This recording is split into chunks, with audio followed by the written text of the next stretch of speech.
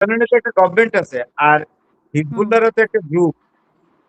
হুম, হিজবুল্লাহর একটা group, Hamas একটা group লেবাননে। তো ওরা তো একটা আলাদা মানে লেবাননে গভর্নমেন্ট আছে, ইলেক্টেড গভর্নমেন্ট। তো গভর্নমেন্ট টু গভর্নমেন্ট, জিও টু জিও, মানে গভর্নমেন্ট টু গভর্নমেন্ট আলোচনা হচ্ছে। খারাপ কিছু না। আমি এটাকে খারাপ ভাবে দেখি না। হুম।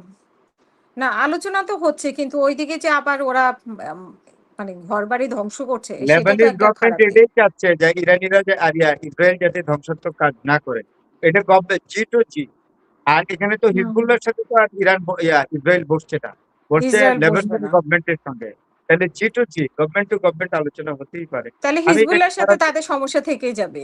হিজবুল্লাহর সাথে তো হ্যাঁ, তাদের সমস্যা হিজবুল্লাহ থাকে। Hezbollah Hezbollah is the proxy of Iran.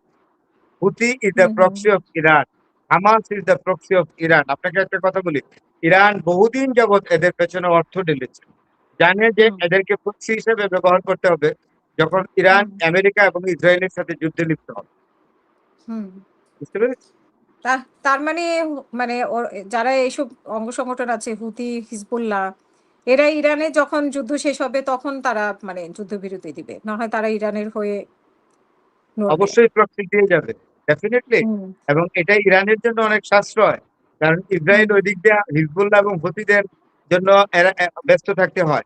তাইলে ইরানের হুম, উপর এক্সক্লুসিভ আক্রমণ করতে পারবে না সমস্ত শক্তি নিয়ে।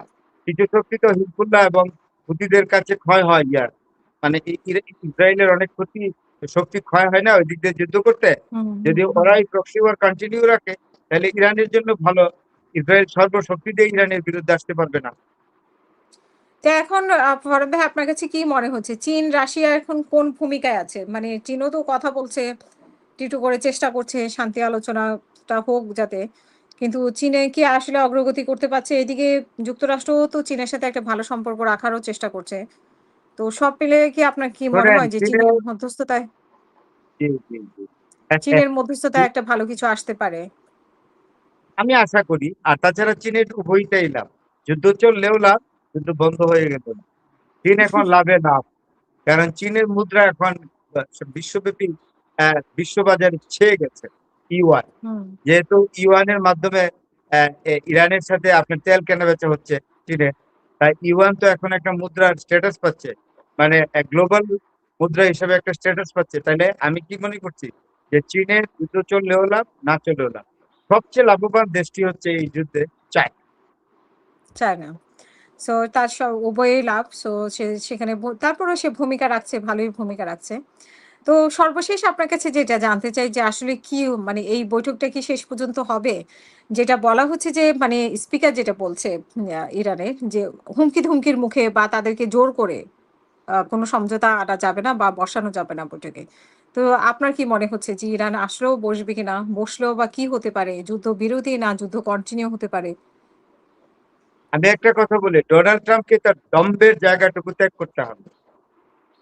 এবং ডোনাল্ড ট্রাম্প যে উদ্ধত আচরণ, উদ্ধত বক্তব্য, এগুলো থেকে বিরত থেকে বাস্তবতার নিরিখে বাস্তবতাকে স্বীকার করে ইরান যে একটা শক্তি, বড় শক্তি, পরাশক্তির কাছাকাছি, এইটা মেনে নিয়েই কিন্তু ডোনাল্ড ট্রাম্পকে তার প্রতিনিধি পাঠাতে হবে আলোচনার জন্য।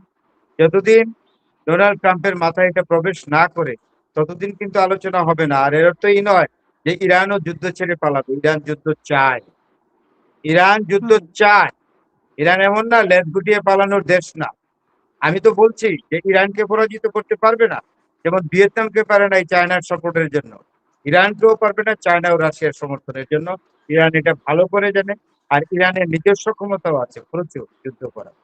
সুতরাং ডোনাল্ড ট্রাম্পকে বাস্তবতা স্বীকার করেই, অর্থাৎ যে বাস্তব অবস্থা, ইরান যে একটা শক্তিশালী দেশ, সেটা মেনে নিয়ে আলোচনা আসতে হবে। কোন উদ্ধত দম্ভ নিয়ে আসলে ইরান পাত্তা দিবে না। ইরান আর এই জায়গায় নাই আমেরিকাকে না পাত্তা দেবে। ইরানে যে পরমাণুর উপরে তারা হস্তক্ষেপ করতে চাচ্ছে, তো সেখানে একজন প্রশ্ন করেছে যে পরমাণু তো বোমা বানানো হয়েছে। অ হয়েছে কেন হ্যাঁ, বা এত সময় নিচ্ছে কেন? হ্যাঁ, হ্যাঁ? তো ফরমাল যুক্তরাষ্ট্র ডিক্লারেশন তো দিবে। সেটার উপর ইরান ইরান খুব ভালো বুঝে ডিপ্লোমেসি। ইরান খুব ভালো জানে যে বোমাটার ডিক্লারেশন, অ্যাটম বোমা যে আছে, এটার ডিক্লারেশন কখন দিতে হবে ইরান খুব ভালো জানে।